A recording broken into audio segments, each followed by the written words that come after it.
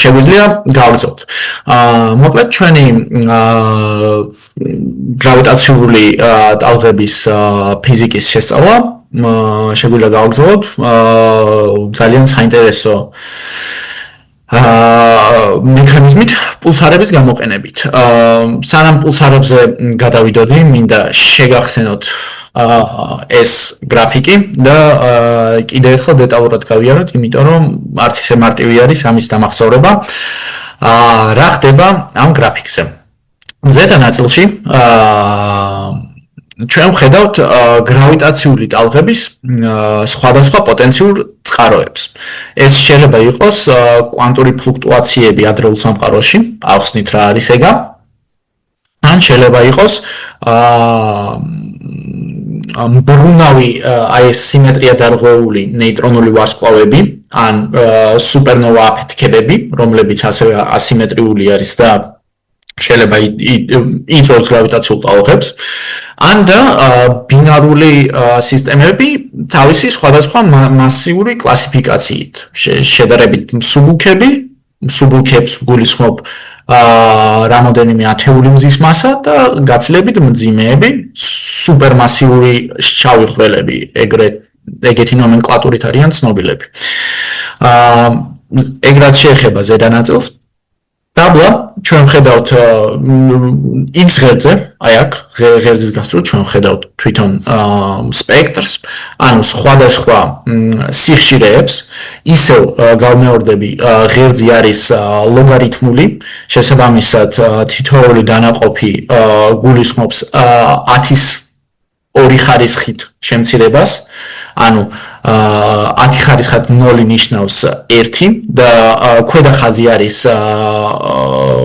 სიხშირე ჰერცებში, ხოლო ზედა ხაზი არის ტალღის პერიოდი შესაბამის ერთეულებში. აქ ჩვენ ხედავთ, რომ ეგ იქნება მილიწამების პერიოდი, ეგ იქნება წამების პერიოდი, საათების, წლების და ყველაზე დაბალ ნაწილში ჩვენ ხედავთ მთელი ჩვენი სამყაროს სიცოცხლის ტოლფას პერიოდს.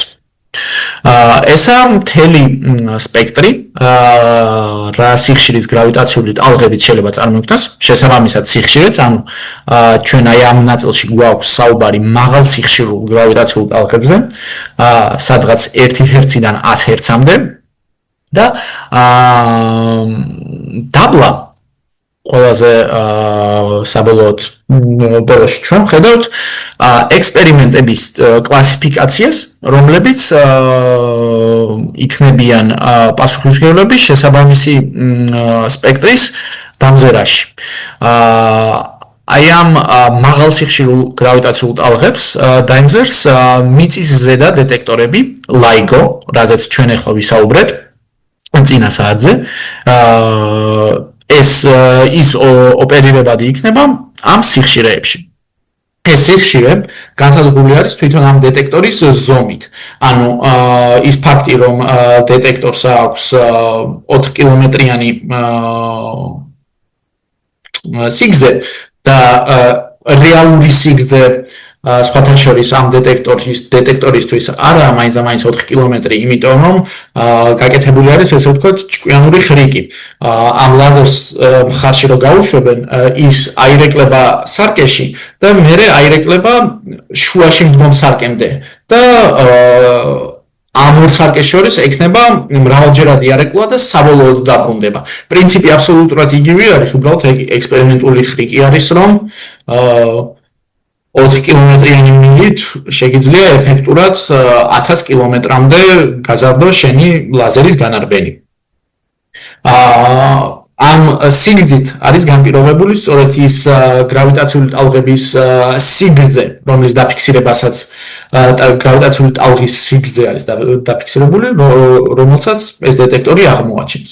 შესაბამისად, ჩვენ ვხედავთ, რომ ეს დეტექტორი, მიწის ზედა დეტექტორები, LIGO, გაინახავენ აი ამ გრავიტაციულ ტალღებს ნეიტრონული ვარსკვლავებისგან, ან და კომპაქტური შავი ხვრელებისგან, რომლებიც მასაც არის დაახლოებით 5 მზის მასიდან 100 მზის მასის რიგამდე. შეიძლება ცოტა მეტი.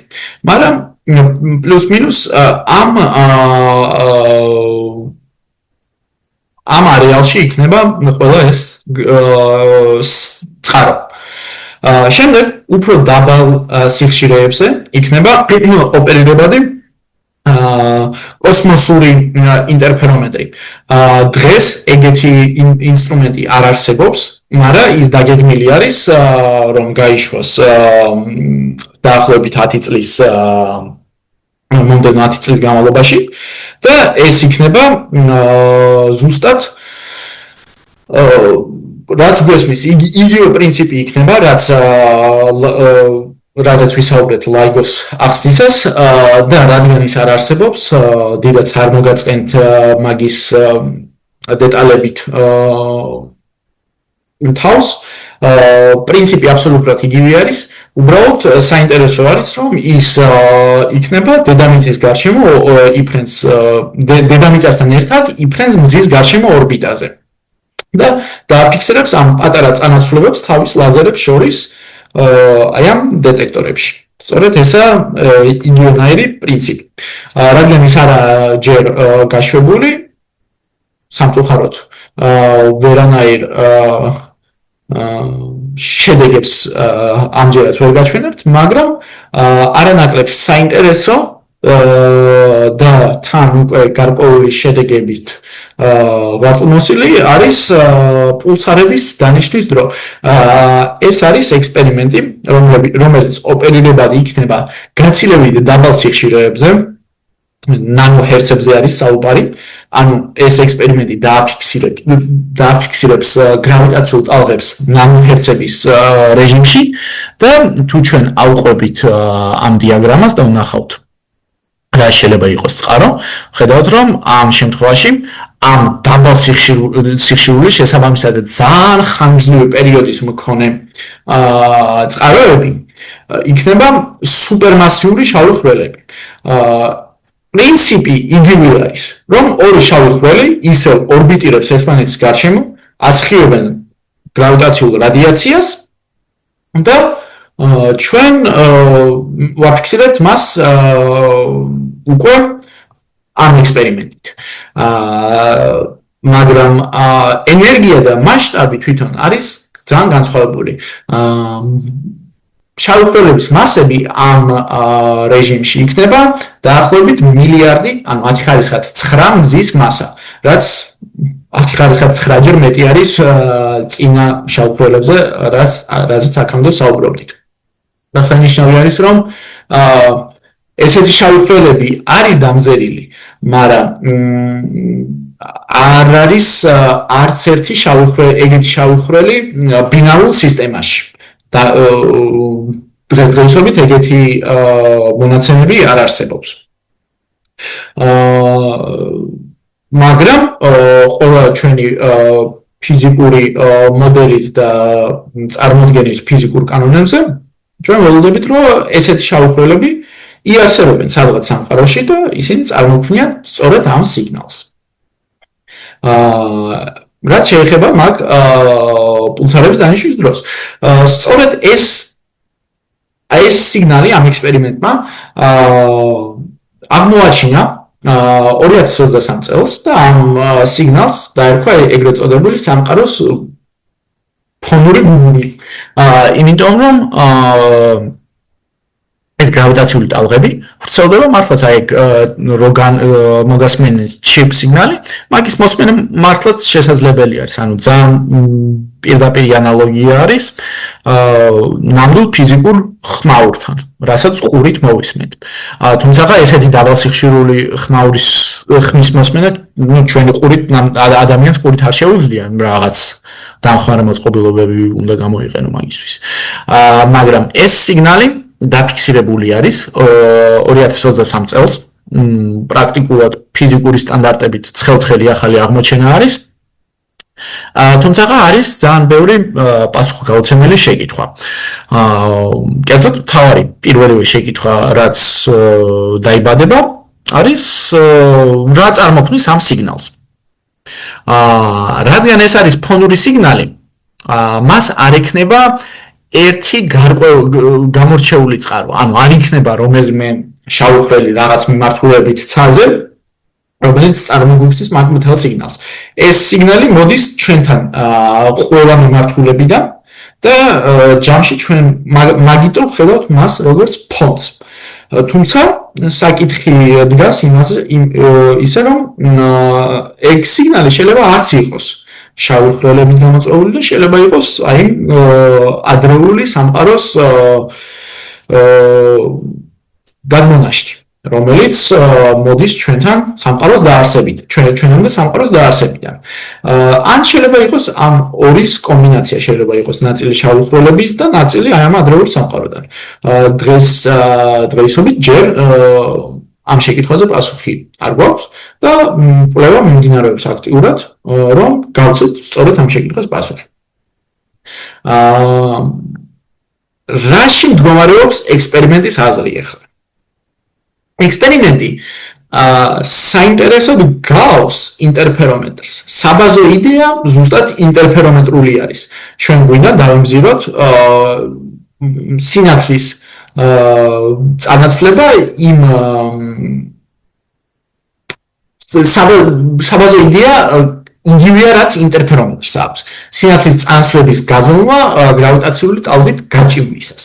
ანუ რამდენად დაუგიანებს სინათლე გარკვეული მანძილის გავლას. იდეა აბსოლუტურად იგივეა. რაც ინტერფერომეტრზე. ინტერფერომეტრის დროსაც მანძილი იჭიმება და სინათლეს სხვანაირი ზრაზე უწევს გავლა.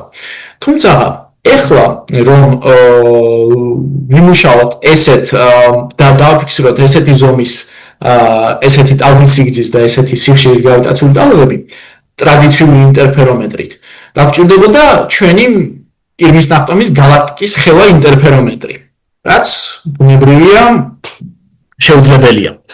მაგრამ საბედნიეროდ ბრუნდება მოგვეხმარა ცოტათი და მოხსა ეგეთი ობიექტები, როგორებიც არის პულსარები.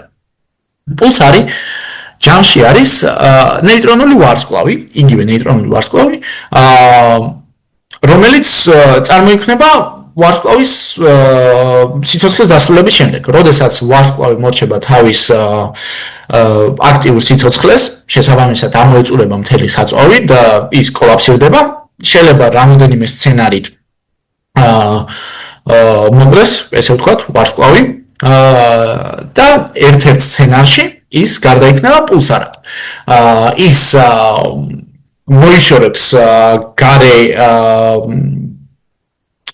თავის მნიშვნელოვან ნაწილს გარეთ აშრეს, მაგრამ დარჩება საბოლოოდ ძალიან ურივი ობიექტი, რომელიც როგორც წესი ბრუნავს ძალიან მაღალი სიხშირით და ამ ბრუნვის გამო ამ ობიექტებს აქვთ გამოსხივება სინათლის ძალიან დიდი რადიაცია პოლუსებიდან. და შეგვიძლია წარმოვიდგინოთ, რომ მოხდა ეგეთი სცენარი. ვარსკვლავი აფეთქდა, დარჩა ეს პულსარი, რომელიც ასხივებს გარკვეული მიმართულებით და თან ბრუნავს. ეს პულსარი შეიძლება მოიქცეს ისევე როგორც შუქურა და აღმოჩნდეს ისე რომ თუ ესაა დედამიწა, პულსარის ეს სხივი ზუსტად წამოვა დედამიწისკენ და რადგან ის ბრუნავს, ხან ჩვენკენ წამოვა, ხან წავა ჩვენგან და დედამიწაზე ჩვენ შესაბამისად დავინახავთ ამ სიგნალს როგორც პატარა პულსები, სწორედ აქედან წამოვიდა ამ ობიექტის სახელი.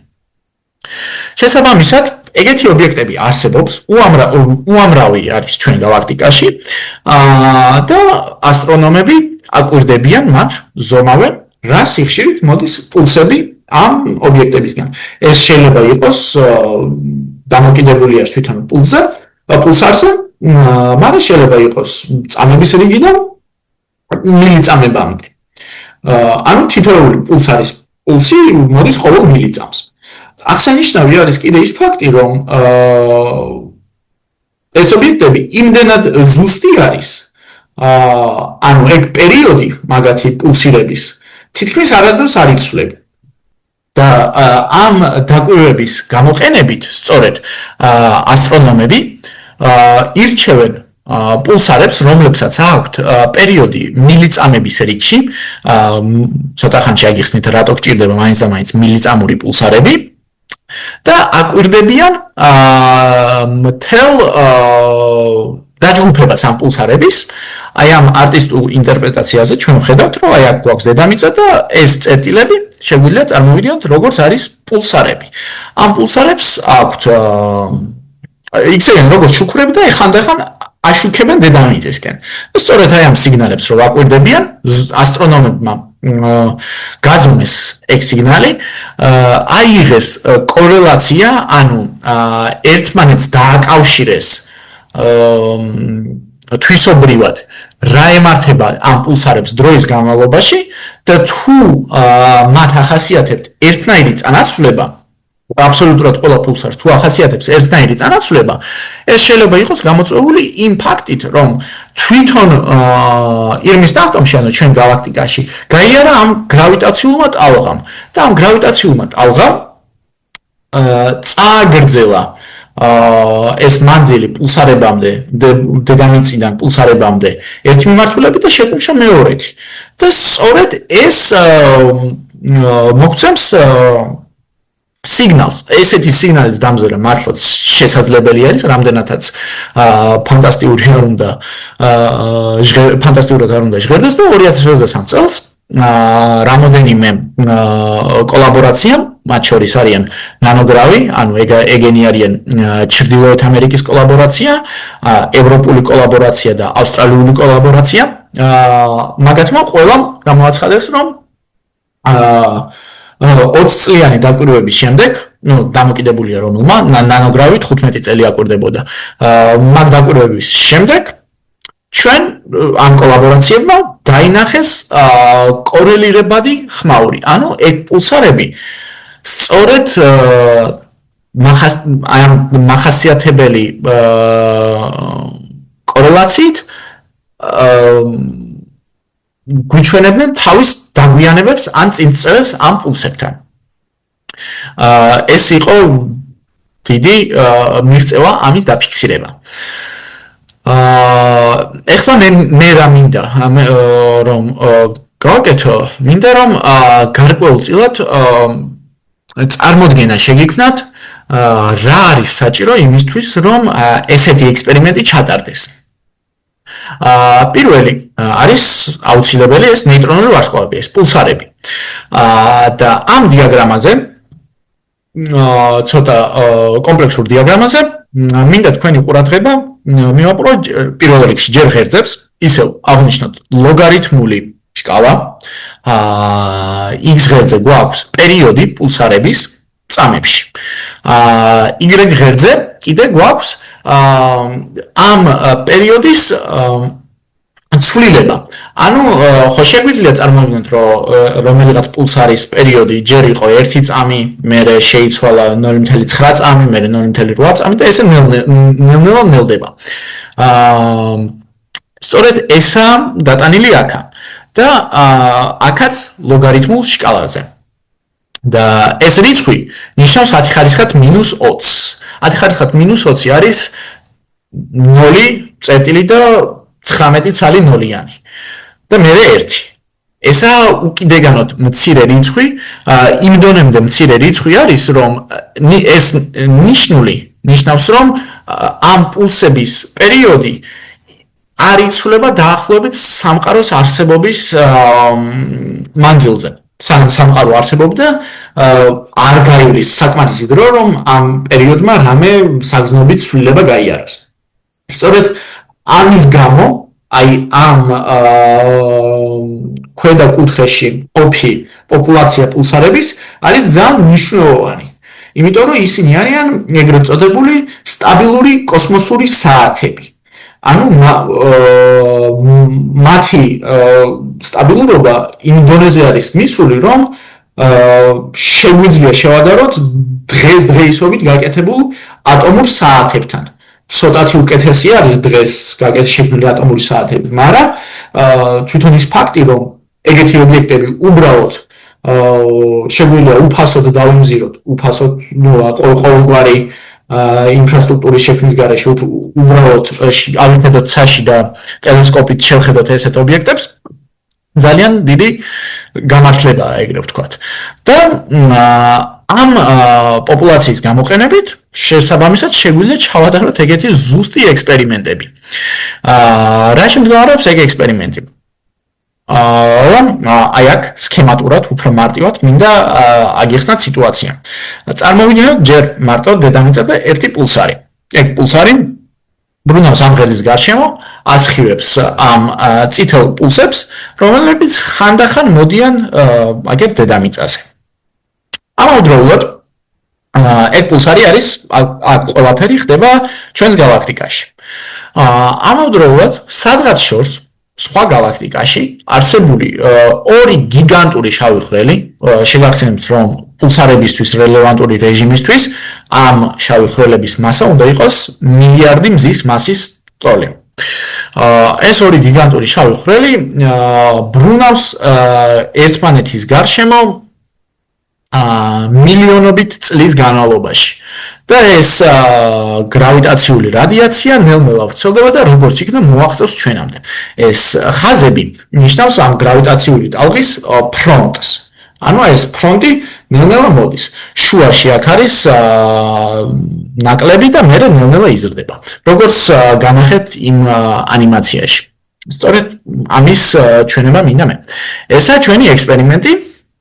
რაც წარმოვიდგინეთ და ეს გრავიტაციული ტალღები შესაბამისად წააგრძელებენ აი ამ სიგრძეს.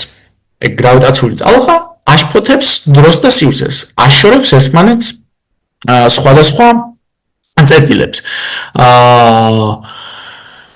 და შესაბამისად, როდესაც გრავიტაციული ტალღის ფრონტი დაეჯახება პულსარს და წაწევავს ჩვენგან შორს, პულსი დააგვიანებს იმ ჩვეულებრივ სიტუაციასთან, სადაც ეს გრავიტაციული ტალღა არ იყო. თუ ამან გრავიტაციულმა ტალღამ შეკუმშა, პულსი მოვა უფრო ადრე. მაშინ როგორ უნდა ამოვიღოთ ფიზიკურად საჭირო და რელევანტური ინფორმაცია აქედან? ამისთვის გვჭირდება დავაკვირდეთ მაგ პულსარს ძალიან ხანგრძლივი დროის განმავლობაში, რომ შევქმნათ სწორი მოდელი, რას დროს ველოდებით ჩვენ პულსებს დედამიწაზე. და სწორედ ესაა გაკეთებული. ანუ ყველა პულსისთვის რეალურად შეგვიძლია წარმოვიდგინოთ, რომ გვაქვს უამრავი ბევრი პულსარი რეალურ ექსპერიმენტში, სადაც დაიმზირეს ეგ სიგნალი, ნანოგრამმა გამოიყენა 68 პულსარი. ანუ ეგ 68 პულსარი არის განლაგებული სადღაც ჩვენს გალაქტიკაში და მათი დროითი მოდელი ყველასთვის იყო აგებული. ანუ ყველა პულსარისთვის ზუსტად ვიცით, როდის უნდა ველოდოთ. მილიწამების სიზუსტით ვიცით, როდის უნდა ველოდოთ ამ პულსებს. ხო? შესაბამისად, იგივენაირი სიტუაცია შეიძლება წარმოიქმნას, რომ ეს სივრცე-დრო გაჭიმავს ამ პულსარებს, ზოგს წაწევავს ჩვენგან შორს, ზოგს შეკუმშავს და ჩვენ თუ შევხედავთ ახლა დროის განმავლობაში, როგორ იცვლება ამ პულსარის დაგვიანებები, ამასთან შედარებით. და ესე ავიღებთ სტატისტიკას ყველა წყვილისთვის. ანუ ავიღებთ ამ წყვილს, ამ წყვილს, ამ წყვილს და ასე შემდეგ, ხო? აქ რამდენი პულსარი გვაქვს? 6. ხო, 6-ისთვის 15 წყვილის გაკეთება შემიძლია. და ამ 15 დაკვირვება სიდიდეს, რო დავაკვირდები, მოსალოდნელი არის გარკვეული სურათის დანახვა. ეგ სურათი იქნება მხოლოდ მისაწვდომი მაგ მწკრივისთვის, ანუ ბევრი პულსარი რო გექნება. იმიტომ რომ დაგვიანება მხოლოდ ერთი პულსარისთვის ისევ და ისევ შეუძლებელია, რომ ვიცინათ წარმეტყველოთ, ბევრი არსებული შეზღუდვის გამო. კერძოდ თვითონ გაზომვის პროცესი არის არასაკმარისად ზუსტი. ჩვენ არ შეგვიძლია იმდენად დიდი სიზუსტით გავზომოთ ყველა პულსი, რომ აბსოლუტურად ვიყოთ დარწმუნებულები. ამ ხმაურის არარსებობაში, ან მოდელის მართებულობაში, ხო? შეიძლება თვითონ ერთი მოდელი იყოს მცდარი, მაგრამ მაგათ კორელაციას რო ავიღებ, მერე საბოლოოდ უნდა დავინახოთ სიგნალი. სწორედ მაგისთვისაა საჭირო პულსარების მწკრივი. და ეგ მწკრივი და ეგ გამოთვლა ჩატარებული არის თეორიულად ჩატარებული იყო 80-იან წლებში. საბოლოო შედეგი, რა თქმა უნდა, ერთმა ადამიანმა ანუ ერთმა მეცნიერთა ჯგუფმა მიიღო ამ შემთხვევაში ეს იყო ჰელინგსი და დაუნს, ვისი სახელიც დაერქვა აი ამ შავ წირს. რაც ეს შავი წირი ახლა აგიხსნით რას გულისხმობს.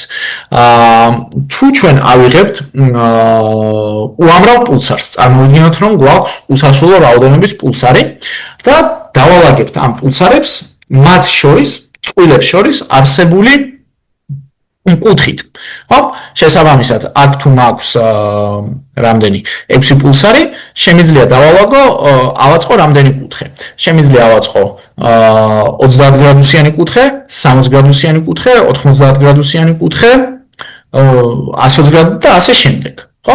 ყველა აი ამ კუთხით ავაწყობ წერტილებს ამ გრაფიკზე. და 80-იან წლებში ჰელინგსმა და დაუნსმა დაითვალეს თეორიული წინასწარმეტყველება, რომ აი ამ უსასრულო მწკრივს ექნება ძალიან მარტივი ანალიზური მათემატიკური ფორმულის სახე. აი ეს შავი ხაზი გამოსახავს სწორედ მაგას. ეს ნიშნავს X ღერძზე, ეხლა აქ არის დაშორება ამ წყვილ პულსარებს შორის. შესაბამისად, აი ეს წერტილი ნიშნავს 30 გრადუსით დაშორებული პულსარები. ეს წერტილი ნიშნავს 60 გრადუსით დაშორებული პულსარები და ასე შემდეგ. Y ღერძი არის რამდენად კორელირებადი იქნება მაგათი დაგვიანება. რაც ნიშნავს დადებითი კორელაცია, რას ნიშნავს? რომ თუ ერთი პულსის მოსვლის დრო წინ უსწრებს მოდელს, ამ დაშორებით მყოფი პულსარი 30 გრადუსით მყოფი პულსარი იქნება დადებით კორელაციაში. ანუ ამ ორი მოდელისთვის ორივესთვის იქნება ერთნაირად წინსწრება. ხო? დამოკიდებულია რამდენად კორელაციაში იქნება, ეს დამოკიდებული არის თვითონ რიცხვი ციდიდეზე, Y ღერძის მაჩვენებლის. ანუ დასაწყისში ორივე პულსარი თუ ერთი მიმართულებით არის, ანუ დაბალი კუთხური დაშორება ნიშნავს, რომ პულსარები არიან ერთი მიმართულებით, ეს პულსარები იქნებიან ძალიან კორელირებადები. იმიტომ რომ გრავიტაციული ტალღა, რომელიც ჩამოივლის, ერთნაირად დააგვიანებინებს ორივე პულსარს. თუ ეს პულსარები არიან დაახლოებით 90 გრადუსით დაშორებულები, გრავიტაციული ტალღა მათ აიძულებს, რომ იყონ შედარებით ანტიკორელირებადები, შედარებით უარყოფითად კორელირებადები. ნიშნული ჩამოდის უარყოფით მაჩვენებელში. და ჩვენ აქ ვხედავთ სწორედ ამ ანტიკორელაციას. სწორედ აი ეს გამოთვლა ჩაატარეს 83 წელს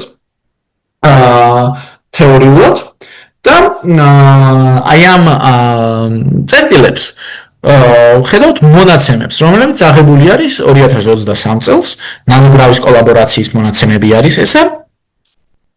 და თვითონ წერტილები ნიშნავს მიღებულ შედეგს, ხოლო ეს ხაზები ნიშნავს რამხელა ცდომილება არის მოსალოდნელი ამ data point-ისთვის.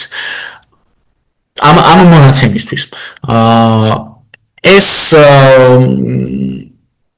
ანალიზი ჩატარებული იყო ძალიან დიდი სიზუსტით და მართლაც აბსოლუტურად სწორედ, ანუ სტატისტიკურად კორელირებადი და სტატისტიკურად მნიშვნელოვან დონეზე დამტკიცდა, რომ სიგნალი მართლაც არსებობს და ეგ სიგნალი მართლაც ემთხვევა ამ თეორიულ გამოთვლებს. სწორედ ეს იყო ამ 2023 წლის მოხსენების მთავარი ნაწილი, რომ ეს სიგნალი მართლაც არსებობს. შემდეგი ბუნებრივი შეკითხვა არის რა წარმოგვიქმნის ამ სიგნალს და ამ სიგნალის წარმოქმნაზე პასუხისმგებელი შეიძლება იყოს ორი კლასის წყაროები, როგორც გითხარით. ეს შეიძლება იყოს ასტროფიზიკული, ანუ შავი ხვრელები, უკიდეელანოთ მასიური, მილიარდი მზის მასის მქონე შავი ხვრელები, თან არა მარტო ერთი შავი ხვრელი, არამედ გჭირდება ესეთი კონფიგურაციების ფონი. ძალიან ბევრი უნდა იყოს ეგენი, რომ წარმოგვიქმნან ეგეთი კორელაცია. მაგრამ ეს მოსალოდნელი არის. და ალტერნატიულად შეიძლება იყოს კოსმოლოგიური წარმოშობის, დიდი აფეთქების შედეგად წარმოსული გრავიტაციული ტალღები. ესა პოტენციური წყაროები. ამ გრაფიკზე ჩვენ გვაქვს ექსპერიმენტული შემოწმება იმისი თუ რა შეიძლება იყოს ეგ სიგნალი. ისევ სტანდარტული პროცედურა არის ყველა მეცნიერულ გრაფიკს პირველ რიგში უნდა შევხედოთ ღერძებზე. X ღერძი არის სიხშირე, X ღერძი არის სიხშირე, რომელიც ჯდება დაახლოებით ნანოჰერცების რეჟიმში, ხოლო Y ღერძი არის პულსარის მოცემული პულსარის დაგვიანება წამებში. ანუ რამდენი წამით წანაცვლდა პულსარი თავისი მოდელისგან. და ასევე არის ლოგარითმული, ანუ არის მიკრო წამებზე საუბარი, ან ნანო წამებზე საუბარი. ანუ ძალიან მცირე წანაცვლებებზე არის საუბარი ისევ აი ამ პულსარების შემთხვევაში. ღერძებთან გავეკვიეთ. ეხლა რა ხდება თვითონ გრაფიკში. გრაფიკში ეს რუხი ნაწილი არის თვითონ მონაცემები, რაც კოლაბორაციამ მოაგროვა. და დანარჩენი არის არჩეული წყარო. ანუ რო გქონდეს კონკრეტული წყარო, რო ვიცოდეთ რომ ეს სიგნალი ნამდვილად შექმნილი არის, ამ შემთხვევაში გრავიტაციულ შავხვრელებზე არის საუბარი, რა იქნებოდა მოსალოდნელი სიგნალი. და ჩვენ ვხედავთ რომ ეს ხაზი დაახლოებით ხვდება მონაცემებს, მაგრამ თლად კარგი მორგება არ არის. შესაბამისად, ეგაა სირთულე, რომ მონაცემები არ არის იმდენად შეზღუდული, რომ მოგცეს საშუალება საბოლოო წერტილი დაუსვათ კითხვას რამ წარმოქმნა ეს გრავიტაციული ტალღები. ხო, ანუ ვერ შევზღუდავთ, იმიტომ რომ ბევრი სხვადასხვა მოდელი არის, რომელიც სწორედ ახსის მონაცემებს. სიტყვაზე აქ არის გამოყოფილი მხოლოდ შავი ხვრელები, მაგრამ შეიძლება დავამატოთ ამ სიგნალს კიდე კოსმოლოგიური წარმოშობის გრავიტაციული ტალღები.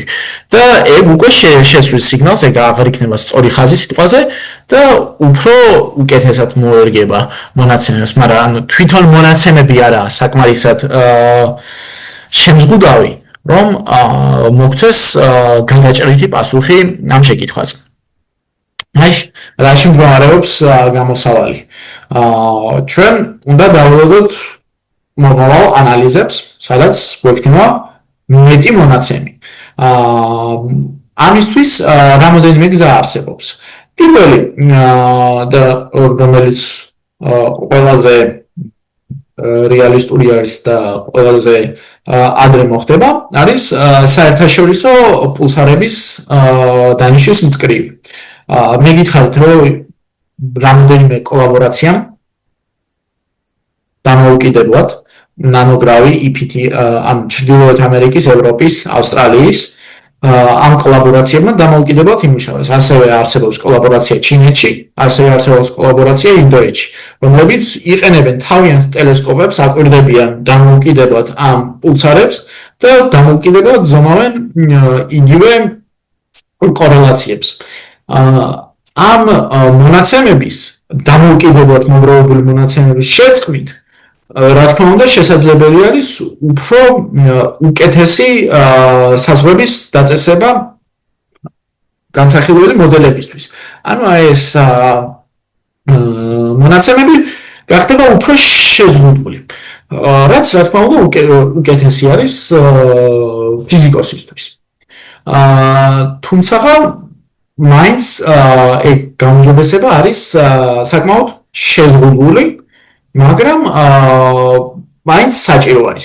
ამისთვის აუცილებელი არის ამ სხვადასხვა კოლაბორაციებმა თავი მოიყარონ ერთად და გაანალიზონ თავიანთი მონაცემები საჯაროდ და ერთობლივად. ეს მოითხოვს ძალიან დიდ შრომას და ამიტომ ეს პროცედურა ძალიან დიდი ხნის განმავლობაში მიმდინარეობს. მაგრამ ახლა მომავალში მოსალოდნელი არის, რომ ამ საერთაშორისო კოლაბორაციას უკვე ექნება შედეგები. ისა ყველაზე ცხადი გზა წინსვლისთვის. ალტერნატიული გზა, რომელიც წამოწყებული იყო ცოტა უფრო გვიან, ანუ ეს კოლაბორაციები იყენებენ ტრადიციულ ტელესკოპებს, ჩვეულებრივი ტელესკოპი, რომელთაც შეგიძლია შეხედო უბრალოდ პულსარს და ჩაინიშნა მისი პულსები. ეგ ბევრ შემთხვევაში ძალიან დიდ ხარჯებთან არის დაკავშირებული, იმიტომ რომ ტელესკოპის გამოყენება მეცნიერისთვის უსასრულო წვდომა არ არის, იმიტომ რომ სხვადასხვა მეცნიერს სხვადასხვა ინტერესი აქვს და უნდა რომ ტელესკოპი იყოს მიმართული სხვადასხვა მიმართულებით. ამიტომ შეზღუდულები არიან იმ თვალსაზრისით, რამდენი ხანი შეიძლება აწარმოონ დაკვირვებები. SKA ეგრეთ წოდებული Square Kilometer Array, რაც გულისხმობს ახალი ტიპის ტელესკოპს სპეციალურად ამ მიზნისთვის, რომელიც შედგება კვადრატულ კილომეტრზე განლაგებული ანტენებისგან, რომლებიც იღებენ სიგნალს წამოსულ წინან. ამ დეტექტორს ექნება უზარმაზარი ხედვის არეალი და ის ერთდროულად დააფიქსირებს გაცილებით მეტ პულსარს, ვიდრე ეს შესაძლებელი არის ინდივიდუალური ტელესკოპებით. ამ პირობებში ეს SKA უკვე აქტიური არის და აქვს პირველი მონაცემები, მაგრამ იდეა მდგომარეობს იმაში, რომ ამ ექსპერიმენტისთვის საჭირო არის ხანგრძლივი დაკვირვება მონაცემებზე. ამ კოლაბორაციებმა შედეგს მიაღწიეს მხოლოდ 15 ან 20 წლის მონაცემებზე. SKA არის მხოლოდ 5 წლის მონაცემები ექნება, ეხლა ალბათ შეიძლება ნაკლები. მაგიტომ მაგას სჭირდება თავისი დაკვირვების დროის გაზრდა, რაც უბრალოდ დროს მოითხოვს. მაგრამ მოსალოდნელი არის ძალიან დადებითი შედეგები, იმიტომ რომ ის დაემზადოს გაცილებით მეტ პულსარს, ვიდრე ამ ექსპერიმენტებს შეეძლოთ. და ეგ იქნება მონაცემთა მხრიდან გაუმჯობესება. რა შეგვიძლია გავაუმჯობესოთ მონაცემთა მხრიდან. ანალიზის მხრიდან და თეორიული მოდელირებიდან შეგვიძლია ალტერნატიული მიდგომები გამოვიყენოთ. შეგვიძლია გამოვიყენოთ გამოთვლები, რომლებიც გვიჩვენებენ ინდივიდუალურ წყაროს, ანუ კონკრეტულად რომელი სისტემა წარმოგვიქმნის სიგნალს, შეგვიძლია თუ არა ესეთი სიგნალის ამოღება მონაცემებიდან, ესა ანალიზის მხრიდან განვითარება, ხოლო თეორიული მოდელირებიდან შეგვიძლია ვივარაუდოთ ის, რომ ამ სიგნალს ნებისმიერ შემთხვევაში ექნება ასიმეტრიულობა, ანიზოტროპია ცაზე რა განაწილება ექნება. ანუ შეიძლება ცოტა მეტი სიგნალი მოდიოდეს ცის ერთი მხრიდან, ვიდრე მეორე მხრიდან. თუ ამის მოდელირება და თეორიული გამყარება მოხდა სწორედ, ეგ მოგცემს დამატებით საყრდენს იმაზე, რომ შეუძლოთ თეორიები, რომლებიც წარმოქმნიდნენ ეგეთ სიგნალს, რაც ასევე იქნება წინსვლის ერთ-ერთი ალტერნატიული გზა. ეს რაც შეეხება პულსარების დანიშნვას. მე დარჩენილი მაქვს 10 წუთი სადღაც და უცებ მინდა ვისაუბრო გამოყენებაზე. ანუ რაში გვჭირდება ეს გრავიტაციული ტალღები, გარდა იმისა, რომ თვითონ თავისთავად საინტერესო არის ესეთი ობიექტების დამზერა, მაგრამ რას მოგცემს, რომ გვეცოდინება სიტყვაზე, რომ აგერ ესაა გრავიტაციული ტალღა ამ შავი ხვრელისგან ან კოსმოლოგიური წყაროსგან. რა ინფორმაციაზე არის ეგ საუბარი, რატო არის ეგ მნიშვნელოვანი ჩვენთვის.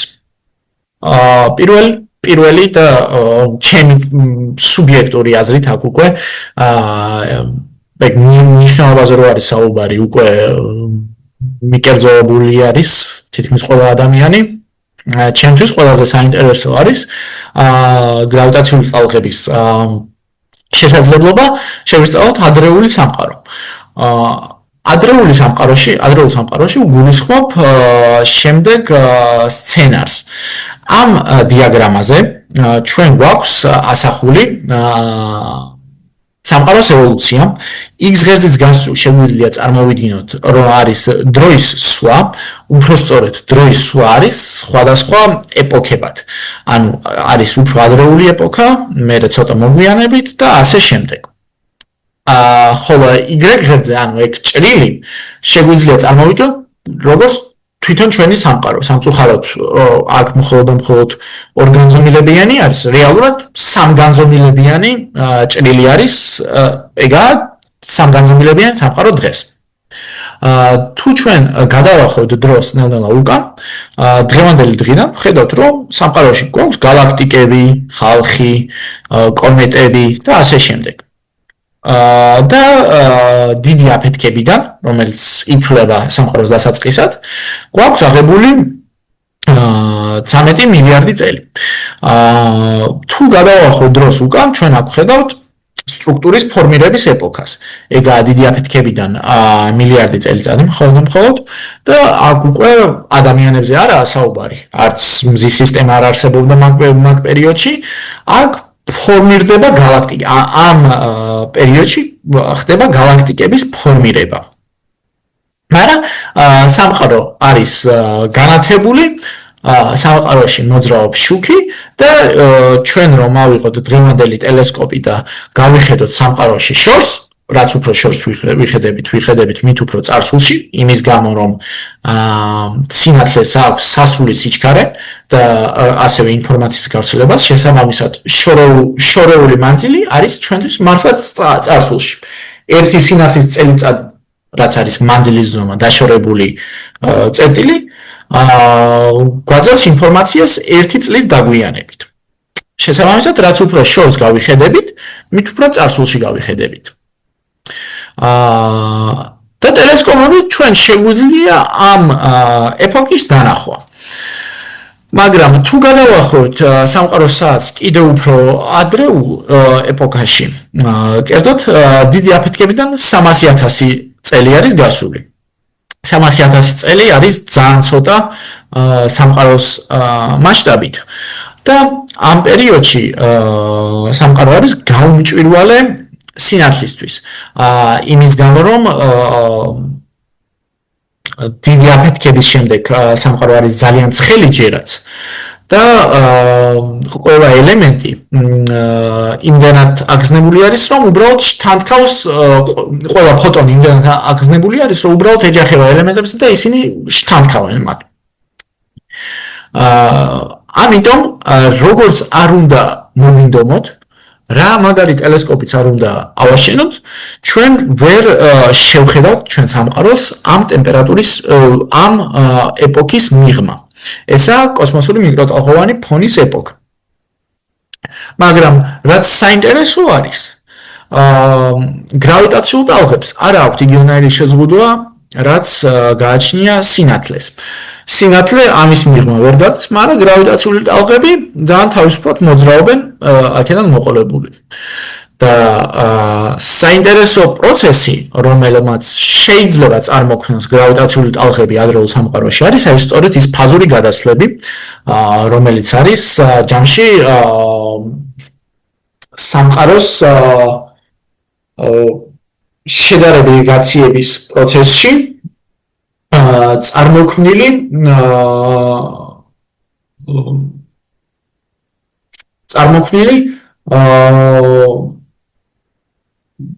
გრავიტაციული ტალღები პლაზმის ქაოტური მოძრაობიდან.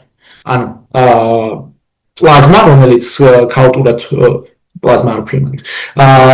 ამ პროცესებმა ადრეულ სამყაროში წარმოქმნეს გრავიტაციული ტალღები და მაგათი შესწავლის შედეგად ჩვენ შეგვიძლია შევინაცვლოთ სამყარო იმ დონეზე, რომელიც სხვა გზით მიუწვდომელი არის ჩვენთვის. და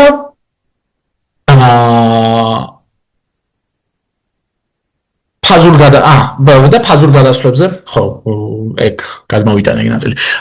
ფაზურ გადასვლებზე, რაზეც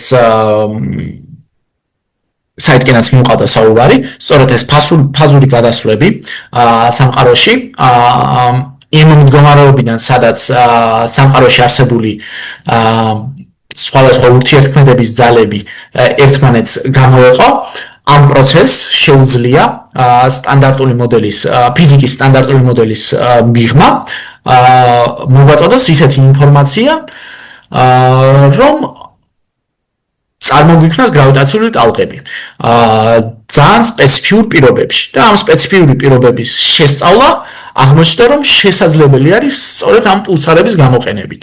ანუ სწორედ ამ სიხშირის რეჟიმში, სადაც პულსარების დანიშვნის მწკრივი არის აქტიური, იქნება ფაზური გადასვლებისგან წამოსული სიგნალი. და თუ ის არსებობს, მაგის დაფიქსირების შემთხვევაში ჩვენ შეგვიძლია ვისწავლოთ სამყაროს ადრეული მდგომარეობა. რაც ჩემი აზრით, რაც ჩემი კვლევის ნაწილი არის. ეს ფაზური გადასვლა, როგორც წარმოქმნის ამ გრავიტაციულ ტალღებს, შეგვიძლია წარმოვიდგინოთ, რომ ეგ მდგომარეობა სამყარო რო ცივდება ნელ-ნელა, ის შეიძლება აღმოჩნდეს ისეთ მდგომარეობაში, რომ სამყაროში არსებული ურთიერთქმედების ძალები გაცივდა ეს ეგრეთ წოდებულ ცრუ ვაკუუმში. და ამ ცრუ ვაკუუმიდან გადასვლა ნამდვილ ვაკუუმში, რაც აუცილებლად მოხდება, ეგ ცრუ ვაკუუმი არასტაბილური არის, გამოიწვევს ბუშტების გაბერვას ამ გადასვლის, რომელიც ვრცელდება სინათლის სიჩქარით. ეს პროცესი, ფაზური გადასვლა, აბსოლუტურად ანალოგიურად შეგვიძლია წარმოვიდგინოთ, როგორც წყლის დუღილი. აი იგივენაირად ბუშტები, როგორც წარმოიქმნება წყალს რო ავადუღებთ, იგივე პროცედურა შეიძლება წარმოვიდგინოთ ამ სცენარში, სადაც ეს ბუშტები წარმოიქმნება და როდესაც ისინი დაეჯახებიან ერთმანეთს, ამ დაჯახების პროცესში წარმოიქმნება გრავიტაციული ტალღები. და ამ თეორიებზე შეგვიძლია ვიმსჯელოთ ამ სცენარზე შეგვიძლია ვიმსჯელოთ თეორიულ დონეზე და ვიწინასწარმეტყველოთ სპეციფიური გრავიტაციული ტალღების სიგნალი მოდელზე, რომელიც იქნება მოდელზე დამოკიდებული. და მაგით შეგვიძლია შევისწავლოთ ადრეული სამყაროს ფიზიკა. ეს ფიზიკა შეიძლება იყოს ძალიან მრავალი სახის. ნებისმიერ შემთხვევაში იქნება ჩვენი სტანდარტული მოდელი ფიზიკის ესეთ სიგნალს ვერ აღწერს. ამიტომ ჩვენ მოგვიწევს ნამდვილად ახალი ფიზიკის შესწავლა, რაც აუცილებელი არის, იმიტომ რომ ჩვენ გვაქვს ექსპერიმენტები, რომლებიც არ ჯდება ჩვენ სტანდარტულ მოდელში. და შესაბამისად ეს იქნება ერთ-ერთი გზა, რომ სწორედ ჩავატაროთ ეგ ექსპერიმენტები, რაც ძალიან იშვიათი არის თანამედროვე ფიზიკაში. ასევე შემიძლია ვისაუბრო მულტიმესენჯერულ ასტრონომიაზე, მაგრამ მგონი ჩემი დრო თითქმის ამოწურული არის, ამიტომ მირჩევნია დავასრულოთ ჩემი შეჯამება.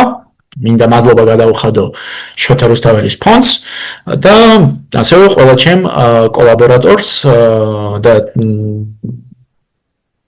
თანამშრომელს ილიას სახელმწიფო უნივერსიტეტში და ასევე კარნეგი მელონის უნივერსიტეტში. მადლობა. შეკითხვები თუ არის? ცოტა ისმის? კი, ისმის. შეიძლება ერთი შეკითხვა? თუ სწორად მივხვდი და თუ ახლა სწორად დავალაგე, ანუ თქვენი მის თქმა, ანუ როგორც მე მივხვდი, შავი ხვრელები მაგალითად თავის გრავიტაციულ ტალღებს ქმნიან, პულსარები თავისი, ანუ ენერგეტიკულად განსხვავდებიან, ხო? პულსარები არ ქმნიან გრავიტაციულ ტალღებს. პულსარები ვაფიქსირებთ ჩვენ ვაფიქსირებთ, ხო, ვაფიქსირებთ. ანუ შავი ხვრელები პრაქტიკულად ერთადერთი წყარო გამოდის?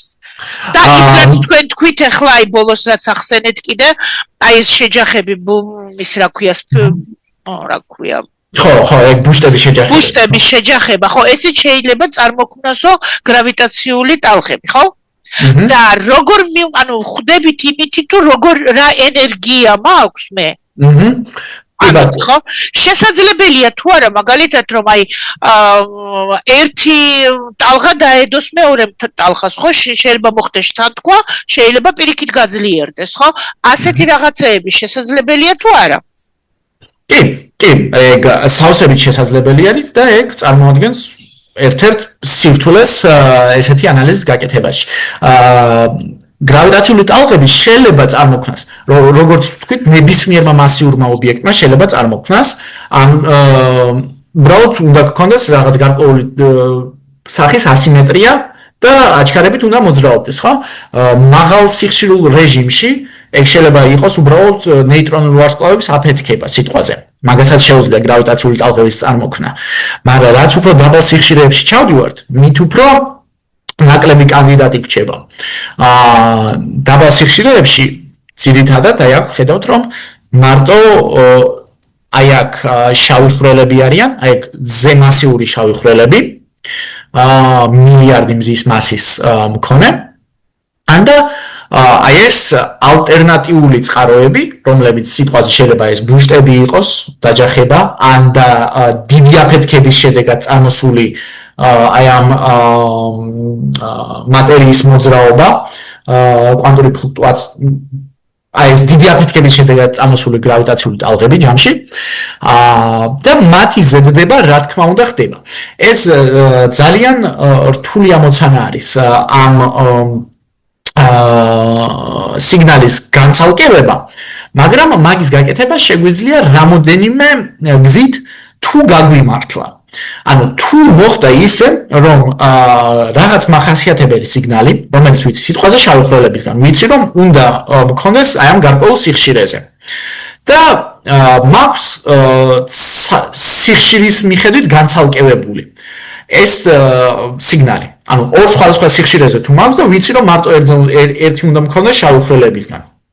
მაშინ შემიძლია გამოცალკევოთ თავისუფლად, იმიტომ რომ ამ ტალღების ზედდება კი მოხდება, მაგრამ სხვადასხვა სიგრძის ტალღები იქნება და შესაბამისად დეტექტორში ისინი გამოჩნდებიან სხვადასხვანაირად. ეგა ისე ერთ-ერთი მარტივი სცენარი. თუ ერთწამით, აი ამ გრაფიკზე მინდა მივაქციოთ თქვენი ყურადღება, ხო? ამ გრაფიკზე მე მაქვს ნაჩვენები ერთ-ერთი სცენარი, რომელიც იქნება შავი ხვრელების მიერ გამოწვეული გრავიტაციული ტალღები. და სცენარზე დამოკიდებული არის თუ რანაირი დახრა ექნება ამ წირს. ანუ სხვა სცენარი სიტყვაზე ბუშტებიდან წამოსული გრავიტაციული ტალღები იქნება რადიკალურად სხვა დახრით. და შესაბამისად, თუ მე მექნება ზრდება ამ სიგნალების, ეგ წილი იქნება გადატეხილი. ანუ ერთი დახრა მიჩვენებს სადა დომინირებადი სიტყვაში შავი ხვრელები და მეორე დახრა მიჩვენებს სადა დომინირებადი ალტერნატიული წყარო. ეგა ანალიზის ერთ-ერთი საშუალება. გასაგებია და კიდევ ერთი კითხვა გამიჩნდა, ანუ მაგალითად შავხვრელებზე, დიდ მანძილებზე როცა განვიხილავთ, რამოდენიმე წელიწადი ხო სინათლის, არის თუ არა აქ მნიშვნელოვანი ის, რომ სამყარო ფართოვდება. მანდაც ხომ შეიძლება მოხდეს რაღაც პრობლემა, ხო? ეგეც გასათვალისწინებელია, ხო? ანუ გათვალისწინებულია, რა თქმა უნდა, ხალხ ჩემი მოგონილი ხო არ არის? ანუ ამასაც აქვს მნიშვნელობა, ხო უკვე? კი, რა თქმა უნდა, ეგ ძალიან მნიშვნელოვანი დეტალი არის, რომელიც მე არ მიხსენებია, მაგრამ ხო, ეგ სამყაროს გაფართოება ძალიან მნიშვნელოვანი არის ამ დიდ მანძილებზე. საუბარი არის მილიარდობით სინათლის წელიწადზე. და ეგ ზუსტად გამოიწვევს შემდეგ შესწორებას ყველა ჩემ ანალიზში, რომ ეგ შავი ხვრელები ჯამში გაიწელება. და მაგას ქვია წითელი წანაცვლება, რომელიც რა თქმა უნდა გათვალისწინებული არის და სხვათა შორის ეგ სწორედ ეგ წითელი წანაცვლება არის ერთ-ერთი მექანიზმი, რითიც ეგ გრავიტაციული ტალღები იქნებიან გამოსადეგების შემდეგ. იმიტომ რომ აქ მე არ ვთქვი მულტიმესენჯერულ ასტრონომიაზე, მაგრამ გრავიტაციული ტალღებით შეგვიძლია დავიმზიროთ დამატებითი ინფორმაცია ასტროფიზიკულ ობიექტებზე და ეგ დამატებითი ინფორმაცია იქნება სწორედ მანძილზე მაგ ასტროფიზიკულ ობიექტებამდე. გრავიტაციული ტალღებით თუ გავზომავთ, სწორედ აი ამ სამყაროს გაფართოების გათვალისწინებით შეგვიძლია დავადგინოთ მანძილი ამ წყარომდე, კერძოდ ან როგორაა ეგ წითელი წანაცვლება მორგებული მაგ ჩვენ გრავიტაციულ ტალღაზე და დამოუკიდებელი ინფორმაცია როგორ იქნება მანძილზე, მაგით უფრო ზუსტად შეგვეძლება ასტროფიზიკური კვლევის ჩატარება, იმიტომ რომ ეგ ერთ-ერთი დიდი პრობლემაა ასტროფიზიკაში. ძალიან ძნელი არის რეალურად მანძილის გაზომვა რაღაც ობიექტამდე. ძალიან შეზღუდული რაოდენობის ხელსაწყოები გვაქვს მაგისთვის. ხელსაწყოები და ტექნიკები. და გრავიტაციული ტალღით რო შეგვიძლია მაგის გაკეთება უკვე 10 წელია, ეგ ძალიან ხელს გვიწყობს, ესე ვთქვათ, მაგაში. დამატებითი ინფორმაცია არის, რომელიც დამოუკიდებელი არის ყველა სხვა წინამდე აქამდე არსებული ინფორმაციისგან, რაც ძალიან ღირებული არის კვლევისთვის. და ბოლო კითხვა, იქნება თუ მაგას მნიშვნელობა, ანუ აი შემდგომში კოსმოსურ მოგზაურობაზე? ანუ აი ამის გრავიტაციული ტალღების ცოდნა, რამე ისეთ გარდაკვლევითი ხასიათისა სხვა რაღაცაში გვადგება? კვლევითი ხასიათი გასაგებია, მაგრამ აი ვთქვათ მოგზაურობაზე? კოსმოსური ხო, მოგზაურობაზე, კოსმოსურ მოგზაურობაზე სიმართლე რომ გითხრათ, არ მიფიქრია. მე რაც მომისმენია, უბრალოდ ეგ მეცნიერული ის არა, უფრო მეცნიერული ფანტასტიკა უწოდეთ თუ გინდა. არის ამ გრავიტაციული ტალღების გამოყენება კომუნიკაციისთვის. რაც ჯერაც ძალიან მეცნიერული ფანტასტიკა არის, იმიტომ რომ იმდენად მცირე ეფექტი არის, რომ ჯერ არ გვაქვს არანაირი შესაძლებლობა იმისთვის, რომ რამეში გამოვიყენოთ. მაგრამ დაუშვათ და ვისწავლეთ გრავიტაციული ტალღების გამოყენება კომუნიკაციისთვის რაღაცნაირად. მაგით შეგვიძლია ვილაპარაკოთ თითქმის ნებისმიერ დისტანციაზე, ვერაფერი ვერ შევზღუდავს, ხო? დედამიწის სიტყვაზე დედამიწის ერთი პოლუსიდან მეორე პოლუსში პირდაპირ შეგიძლიათ გაუშვათ სიგნალი. და ვერაფერი ვერ გააჩერებს მაგას თუ შეძლებთ და შექმნით ესეთ სიგნალი. და მომისმენია რომ ხალხი ცდილობს რაღაც გამოიკვლიოს ესეთი რაღაცა, მაგრამ მე სიმართლე რომ გითხრათ, ძალიან მეცნიერული ფანტასტიკის არეალში მქონია ეგეჯერ. ძალიან დიდი მადლობა. არის ეგ ჯერჯერობით. ძალიან დიდი მადლობა. მადლობა დიდი და ნახვამდის დავამთავრებთ. ოკეი, მადლობა ყველას.